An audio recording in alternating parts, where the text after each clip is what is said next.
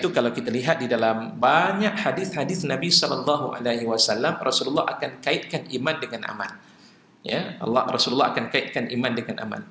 La yu'minu ahadukum hatta yuhibba li akhihi ma yuhibbu li nafsi. Jadi tidak betul bila kita kata soal iman ni soal di antara aku dengan Allah. Dia mesti dibuktikan dengan amalan-amalan dalam kita membuktikan iman kita kepada Allah Subhanahu wa taala. Jadi maknanya bila kita kata iman, dia tidak cukup dengan kita percaya semata-mata. At-tasdiq, kita meyakini, dan yakin itu mestilah diiringi dengan amal. Ya, dan sebab itu kata Imam Hasan Al-Basri radhiyallahu anhu, laisal imanu bitamanni wala bitahalli walakinnal imanu ma waqara fil qalbi wa saddaqahu al-amal. Iman itu bukan hanya sekadar kita berangan-angan. Seperti mana angan-angannya orang-orang Yahudi, mereka berangan-angan pada saat mereka ini akan menjadi kekasih Allah Subhanahu wa taala. Mereka akan masuk di dalam syurga dan sebagainya. Tidak cukup sekadar itu. Wala bitahalli, bukan hanya sekadar kita menghiaskan hati kita itu dengan keyakinan tersebut. Letakkan saja iman. Iman apa dia? Al-iman, beriman itu artinya percaya pada Allah, percaya kepada Rasul, percaya kepada kitab yang diturunkan, percaya kepada qada dan qadar, percaya kepada hari kiamat. Tidak sekadar itu, tapi mestilah wasaddaqahul amal, dia mesti dibuktikan dengan amalan.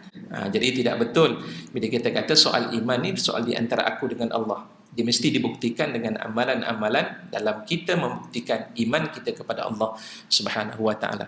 Sebab itu kalau kita lihat di dalam banyak hadis-hadis Nabi SAW, Rasulullah akan kaitkan iman dengan amal. Ya, Rasulullah akan kaitkan iman dengan amal. La yu'minu ahadukum hatta yuhibba li akhihi ma yuhibbu li nafsihi. Tidak beriman, kalau diikut dari sudut literal hadis itu, jelas tidak beriman. Maksudnya tidak sempurna iman seseorang. La yu'minu ahadukum, salah seorang daripada kamu itu tidak akan sempurna imannya hatta yuhibba li akhi, sehinggalah dia timbul perasaan sayang dan cinta kepada saudaranya seperti mana dia mencintai ke atas dirinya. Itu di antara salah satu perkara yang disebut oleh Nabi SAW. Barang siapa yang beriman kepada Allah, man kana yu'minu billahi wal yaumil akhir falyakul khaira aw liyasmut. Iman itu mestilah dibuktikan dengan kata-kata yang baik. Kalau tidak mampu nak berkata dengan perkataan-perkataan yang baik, diam itu lebih baik. Itu contoh yang disebut oleh Nabi SAW.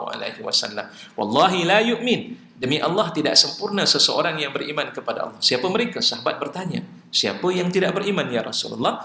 Man lam ya'man jaruhu bawa'iqah, iaitulah jiran-jiran yang tidak berasa aman dengan kejahatan yang dilakukan olehnya ketika itu. Maka orang yang suka untuk melakukan kejahatan dan kerosakan kepada jiran-jirannya itu adalah orang yang kurang imannya ataupun kurang sempurna imannya kepada Allah Subhanahu wa taala. Subhanallah.